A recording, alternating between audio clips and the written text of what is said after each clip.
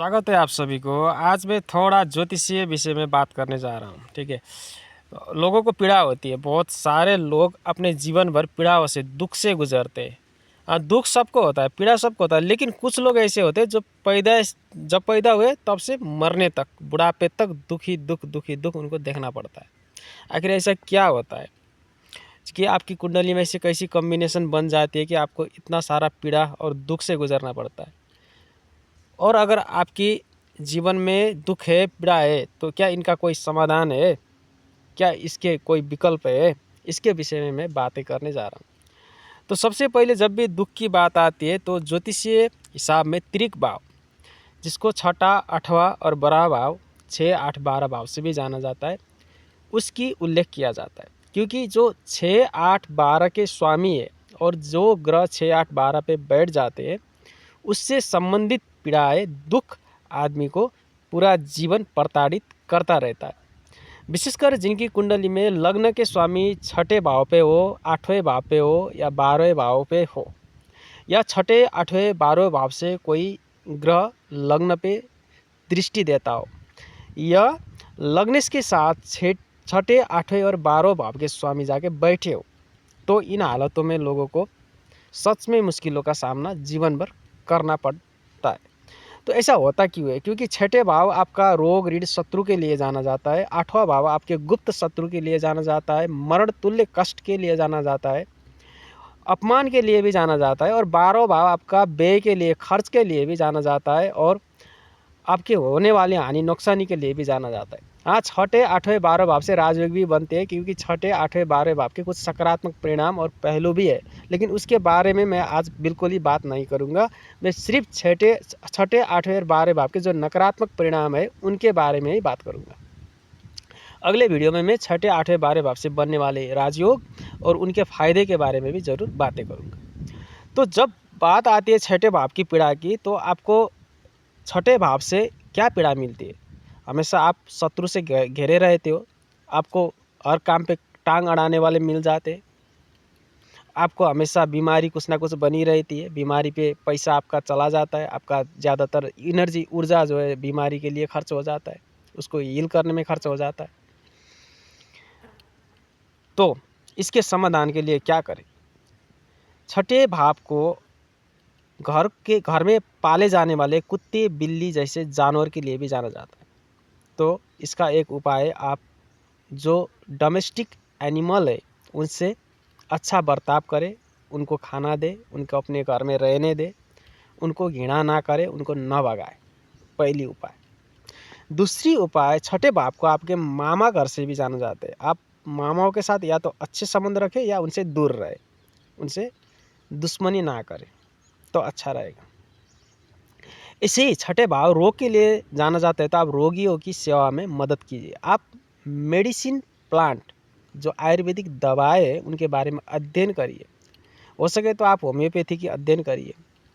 अध्ययन नहीं कर सकते तो आप दवाओं के बारे में थोड़ा थोड़ा जानकारी रखिए, और लोगों को हील करने में, उनको दवा देने में, दवा कराने में मदद कीजिए। उनको, कोई गरीब का आप मदद कर सकते हो दवा के लिए, दवा खर्च के लिए, तो करिए। इसी छठे भाव को आपको जाना जाता है कोर्ट केस के लिए, लिटिगेशन के लिए, शादी के बाद होने वाले डाइवोर्स आदि केस के लिए भी जाना जाता है। तो इसके लिए क्या करें? इसके लिए आपको कानून संबंधी थोड़ा बहुत जानकारी लेना चाहिए। आप कानून की पढ़ाई करते हो तो बहुत अच्छा है, कानून की पढ़ाई नहीं करते हो तो भी आपको अड्डा अदालत जैसी जगहों पे, हॉस्पिटल जैसी जगहों पे कभी कभी जाना चाहिए। वहाँ जाके बैठना चाहिए, वहाँ के गतिविधि देखना चाहिए, वहाँ के लोगों से बातें करना चाहिए, पानी वानी पी के, चाय वाय पी के आना चाहिए। इससे क्या होती है कि आपके भाग्य में तो लिखा है आपको कोर्ट जाना पड़ेगा, हॉस्पिटल जाना पड़ेगा, शत्रुओं का सामना करना पड़ेगा, वगैरह वगैरह, तो वो तो होना ही है। तो क्यों ना आप जानबूझ के उसको घटा दें, क्यों ना आप जानबूझ के उसको स्वीकार कर लिए। अगर आप स्वीकार करेंगे तो आपका दुख दुख नहीं रहेगा, क्योंकि आपको पहले से पता है और आपने उसको स्वीकार किया। अब दूसरी बात आती है 8वां भाव। 8वां भाव आपका हिडन शत्रु, हिडन इनेमीज का होता है।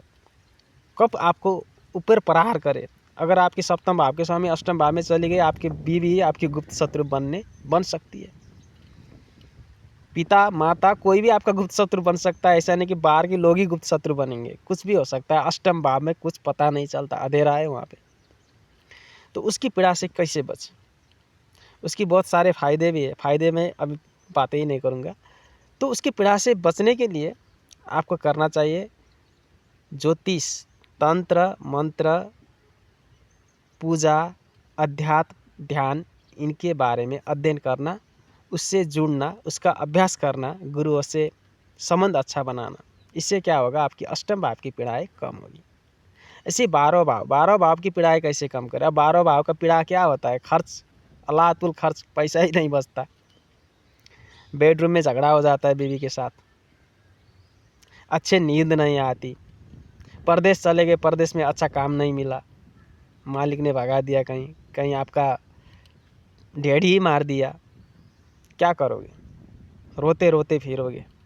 जब 12 भाव खराब होता है, आदमी रोते रोते जीवन भर फिरता रहता है। 6ठा भाव तो ऐसे वैसे करके बैलेंस हो ही जाता है, लेकिन जो 8वां और 12 भाव का पीड़ा है ना, वो सबसे बड़ी होती है। 12 भाव का पीड़ा तो आप क्या कहें, सहना ही मुश्किल हो जाता है। 8वां भाव का पीड़ा आपको विक्षिप्त कर देता है।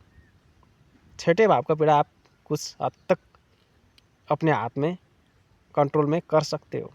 8वां और 12 भाव का मुकाबला करना मुश्किल हो जाता है। तो 12 भाव के लिए आपको क्या करना चाहिए? आपको थोड़ा बहुत घूमते रहना चाहिए। थोड़ा सा टाइम लिया, दूसरे ज़िले में पहुंच गए, कोई तीर्थ स्थान में गए, थोड़ा बहुत घूमते रहना चाहिए। अपने घर, अपने कंफर्ट जोन को कभी कभार छोड़ते रहना चाहिए, क्योंकि आपको 12 भाव खराब है तो आपको कंफर्ट नहीं मिलेगा।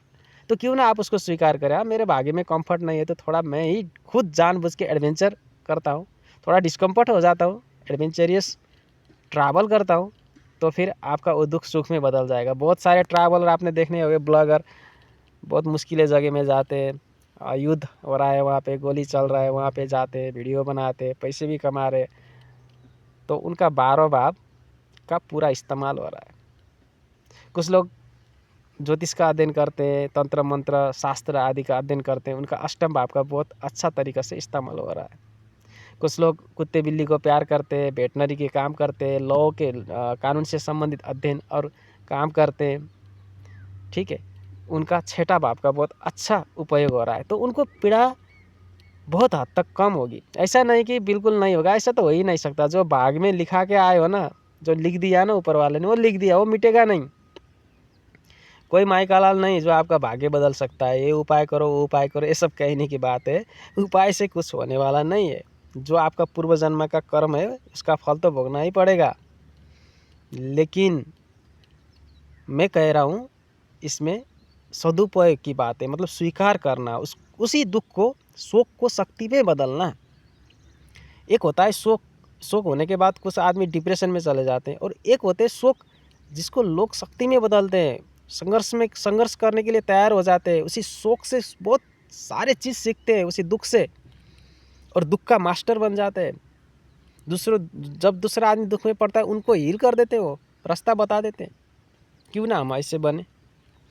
तो मेरे भाइयों बहनों, जितने ने भी मेरा वीडियो देखा है, अगर आपके जीवन में ऐसी सारी पीड़ाएँ है तो आप मेरे से व्हाट्सएप के ज़रिए कांटेक्ट कर सकते हो। थोड़ा बहुत मैं आपको काउंसलिंग करने का प्रयास करूँगा। बाकी मैं आपको साफ साफ कह देता हूँ, रेमेडी उपाय इनके चक्कर में ज़्यादा नहीं पड़ना चाहिए, ठीक है। हाँ, व्रत बसना अच्छी बात है, ग्रह शांति करना भी अच्छी बात है, धार्मिक कार्यक्रम में जाना, तीर्थाटन करना, किसी मंदिर में, गर्भगृह में जाना, ये अच्छी बात है। लेकिन आप तांत्रिकों के पीछे भागोगे, इसने बिगाड़ा है, उसने बिगाड़ा है, ये चक्कर में पड़ोगे तो फिर पैसा भी जाएगा, और वह आपका ब्रेन वॉश कर देगा, बूटी लगा देगा, क्या लगा देगा, है ना, ताबीज़ बना देगा, और आप लूटते रहोगे, आपका कुछ नहीं होगा। तो आपको सबसे पहले खुद पे भरोसा करना ज़रूरी है, खुद स्ट्रांग होना ज़रूरी है, मेंटली स्ट्रांग होना ज़रूरी है, तब जाके आपको रिलीफ मिलेगी। नहीं तो लोग आपको चूसते रहेंगे। जो तांत्रिक वाले होते हैं ना, जो ताबीज़ वाबीज़ बना के आपको लूटते रहते हैं, उनसे आपको कोई नहीं बचा सकता आपके अलावा। आपको अपनी मेंटालिटी, अपनी मानसिकता को परिवर्तन करना ज़रूरी है। Thank you for watching my video.